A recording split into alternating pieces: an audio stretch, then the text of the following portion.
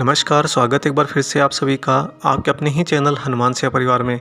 आशा करते हैं दोस्तों, प्रभु श्री हनुमान जी और परम पूज्य गुरुदेव बाबा नीम करौरी महाराज जी आप सभी भक्तों पर असीम कृपा सदैव बनाए रखें और आप सभी के जीवन को बहुत ही उचित मार्गदर्शन करते रहें ताकि आप असफलताओं से दूर रहें और सफलताएं आपके कदम चूमें। दोस्तों, जीवन में घटने वाली सारी घटनाएं इस विधि के विधान के हिसाब से होती है। सब कुछ पूर्ण नियंत्रित होता है और पूर्ण नियमित भी होता है।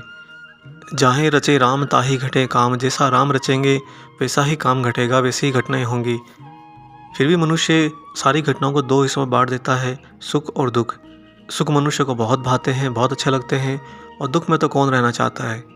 परंतु वास्तविकता यह है कि सुख और दुख में कोई अंतर नहीं है। दोनों बिल्कुल सगे भाई हैं, दोनों जुड़वा हैं, और यूँ कहिए कि दोनों एक दूसरे के बिना रह ही नहीं सकते। हमें सुख और दुख में इतना अंतर क्यों लगता है? वह इसलिए लगता है क्योंकि हमारी ये दोनों ही प्रतिक्रियाएं हमारी इंद्रियों के वश में होती हैं। सुख को हमारी इंद्रियां बहुत भोगना चाहती हैं और वो बहुत प्रसन्न होती हैं, इसलिए सारी इंद्रियां मिलकर आपको उकसाती हैं कि ज़िंदगी में ज़्यादा से ज़्यादा सुख इकट्ठे करो। और जो दुख होता है उससे इंद्रियां दूर भागती हैं। जैसे कि जीवन में आपके कष्ट आए और दुख के क्षण आए तो आप में से स्वतः लालच चला जाएगा, ईर्ष्या चली जाएगी, भय चला जाएगा, वासना चली जाएगी, क्रोध चला जाएगा। आप बिल्कुल एक ही भाव में आ जाएंगे, हे प्रभु बचा लो, हे प्रभु बचा लो। अब ऐसी परिस्थिति में आपकी सारी इंद्रियों को चुप होकर बैठना पड़ता है। इसीलिए आपकी सारी इंद्रियां आपको अंदर अंदर इस प्रतिकूल परिस्थिति से दूर भागने के लिए प्रयत्न करने के लिए कहती हैं।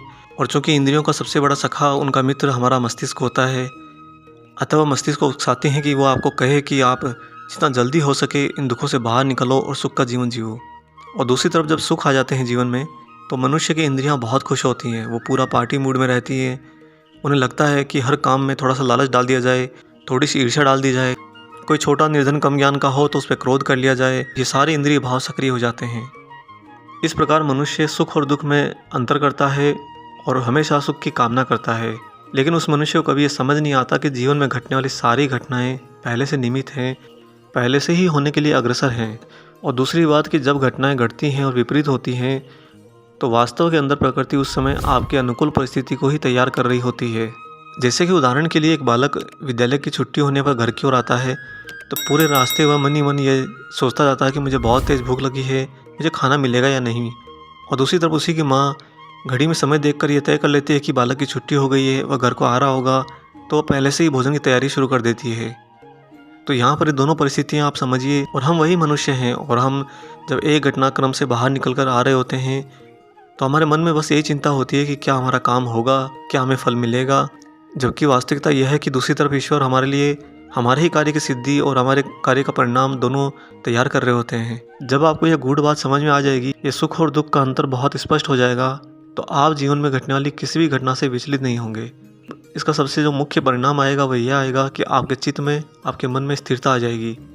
और दोस्तों, जब मन में स्थिरता आती है तो क्या होता है? सबसे पहले इंद्रियां वश में होती हैं, और जिन्होंने इंद्रियों को जीत लिया उन्हें तो देवता भी सिंहासन देने के लिए तरसते हैं। आज आपको एक ऐसी घटना सुनाएंगे जहाँ पर महाराज जी के भक्त को एक घट रही विपरीत घटना से पूर्ण रूप से विश्वास था कि यह घटना उसके लिए सिर्फ हानि लेकर आएगी, नुकसान होगा।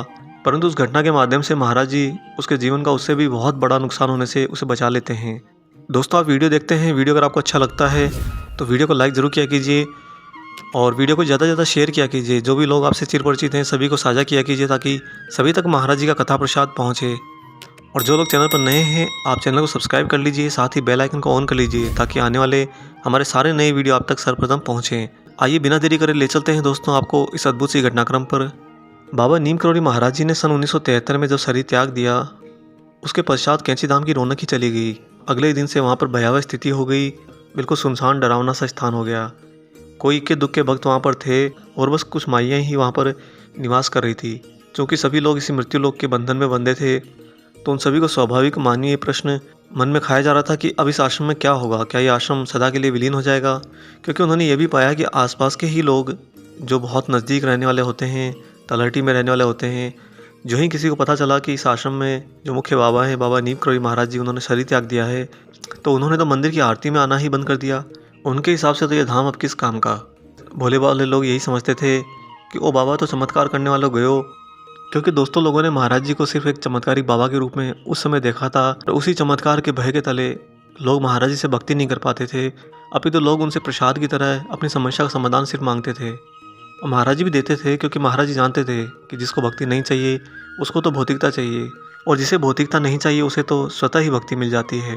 कैंची धाम की यही भयावह स्थिति माइयों को और उन चंद भक्तों को जो वहाँ पर निवास कर रहे थे उन्हें सताने लगी। उन्हें ये समझ ही नहीं आ रहा था कि कैंची धाम अब आगे कैसे बढ़ेगा, या कालांतर में जैसे अन्य धाम बंद हो जाते हैं, ताला लग जाता है, क्या वैसी परिस्थिति इस धाम की भी आ जाएगी। जब ये सभी लोग इस दुख भरी परिस्थिति में थे तो समांतर ही ये प्रकृति, ईश्वर, बाबा महाराज जी एक अलग ही लीला रच रहे थे। कुछ दिनों तक तो आश्रम का खर्चा पानी कैसे तैसे चलता रहा। फिर बात उठी कि बाबा महाराज जी की यहाँ पर महासमाधि बनाई जाए, परंतु महाराज जी की महासमाधि बनाने में काफ़ी मोटा खर्चा आना था, और उन्होंने कुछ भक्तों के द्वारा उन लोगों को समाचार पहुँचवाया जो लोग व्यापारिक थे, और यदाकदा जब आश्रम में आते थे तो कहा करते थे कि हम आश्रम के लिए क्या कर सकते हैं।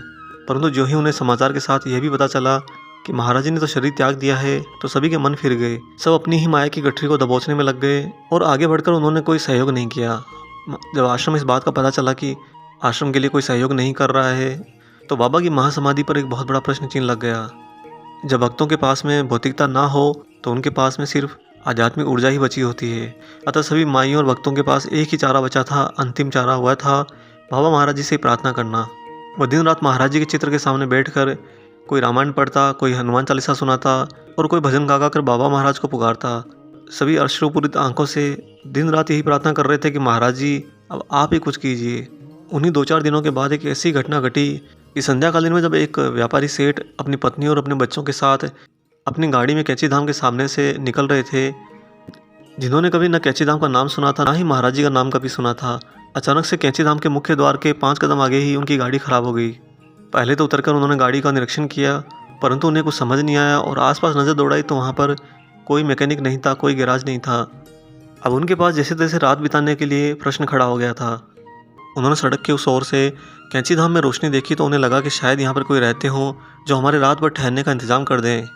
अतः वह परिवार पुल पार करके कैंची आश्रम में आया और वहाँ आकर माइयों से विनती करी कि आप लोगों की बड़ी कृपा होगी अगर हमें रात को यहाँ पर रुकने को दिया जाए। और चूँकि कैंची धाम में माइयाँ बहुत ही सहृदय रहती थी, उनकी आत्मा सदैव सेवा भाव में रहती थी, अतः उन्होंने इसकी हामी भर दी कि आप यहाँ पर रुक सकते हैं।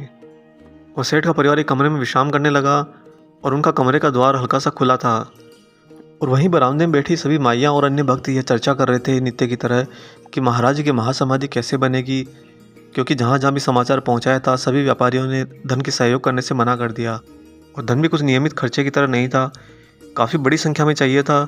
अतः उनके सामने ये प्रश्न आ गया कि महाराज जी की समाधि का विचार अब त्याग देना चाहिए। दोस्तों, उस कमरे में विश्राम कर रहा वह धनाढ़ परिवार उनकी सारी बातें सुन रहा था, और न जाने क्या हुआ कि उनकी बातों से उस सेठ का मन बहुत विचलित हो गया। उसकी पत्नी और उसके बच्चे तो सो गए, परंतु उससे नींद कोसों दूर थी। वह मन ही मन ये कुंठित हो रहा था कि जिन लोगों ने उसे बिल्कुल अनजान भाव में भी यहाँ पर विश्राम करने को दिया, वही लोग इतने बड़े संकट में हैं और उसे बता भी नहीं रहे हैं। आपको बता दें दोस्तों, चूँकि वह सेठ बहुत ही धनाढ़ परिवार से थे, उनके पास धन का कोई अभाव नहीं था। अतः महाराज जी ने उनके हृदय को इस तरह परिवर्तित किया कि मध्य रात्रि को वह सेठ उन माइयों के पास गए और उनसे हाथ जोड़कर बोले कि आपके बाबा की समाधि बनाने के लिए कितने खर्चे की आवश्यकता है। और जब माइयों ने और अन्य भक्तों ने उन्हें अनुमानित राशि के बारे में बताया तो वो धनाढ़ व्यक्ति ने वहीं खड़े खड़े और ये वचन दे दिया कि कल ही दिन में घर पहुंचते ही मैं आपके लिए धनराशि भिजवा दूंगा। भक्तों को लगा कि शायद उन्होंने उस व्यक्ति को यहाँ पर रात ठहरने के लिए जो अवसर दिया है उनके बदले में यह उन्हें ढांढस बता रहे हैं। तत्पश्चात वह व्यक्ति आकर वापस सो गया और उसे उसके बाद ही नींद आ पाई। सुबह उठकर वह धनाढ़ परिवार चला गया और मंदिर में यथावत वही भयावह स्थिति बन गई। वही सभी भक्तों को और माइयों को चिंता है कि अब क्या होगा, परंतु बाबा के द्वारा रची गई लीला को कौन टाल सकता है। दोस्तों, अगले ही दिन दोपहर को उस धनाढ़ व्यक्ति का मुनीम कैंची आश्रम आ पहुंचा और साथ में नोटों से भरा बैग लेकर आया था, और उसने आकर जितनी धनराशि बाबा महाराज जी की समाधि के लिए आवश्यक थी उससे भी ज़्यादा धनराशि आश्रम को दान दे दी और बदले में हनुमान जी का प्रसाद लेकर वापस लौट गया। इस तरह बाबा महाराज जी ने अपनी महासमाधि का पूरा इंतज़ाम स्वतः कर दिया। तो दोस्तों, आपने देखा कि जब दुख के भयावह बादल कैंची आश्रम पर मंडरा रहे थे और सभी ने यह हार मान ली थी कि अब कुछ नहीं हो सकता, वही महाराज जी दूसरी तरफ ये लीला रच रहे थे कि उस व्यक्ति का अचानक से गाड़ी खराब होना, आश्रम में आकर रुकना और खुद का इतना सक्षम होना कि वह सहायता कर सके, और फिर महाराज जी का उसे प्रेरित करना कि वह सहायता भी करे। ये सब कुछ बाबा महाराज उन्हीं दुख के क्षणों के समांतर रच रहे थे। ऐसे ही महाराज जी ना सिर्फ अपने आश्रम के लिए बल्कि अपने भक्तों के लिए भी करते हैं। जब भी आपके जीवन में कष्ट आए, दुख आए, तो महाराज जी पर पूर्ण विश्वास रखिए और आप ये भी देखेंगे कि महाराज जी आपको बहुत जल्दी ही उन दुख भरे क्षणों से बाहर निकाल देते हैं। आशा करते हैं दोस्तों आज का ये वीडियो आपको पसंद आया हो। वीडियो अगर अच्छा लगा है तो जाने से पहले इसे लाइक ज़रूर कर दीजिएगा और जो लोग चैनल पर नए हैं चैनल को सब्सक्राइब कर लीजिए। मिलेंगे बहुत जल्दी ही एक और ऐसे ही शुभ अंक के साथ। तब तक अपना और अपने माता पिता का संपूर्ण ख्याल रखिए और परम प्रभु श्री राम जी का गुणगान करते हुए बाबा हनुमान और हमारे पूजनीय बाबा नीम करोली महाराज जी के निस्वार्थ होकर सेवा करते रहिए। जय सिया राम।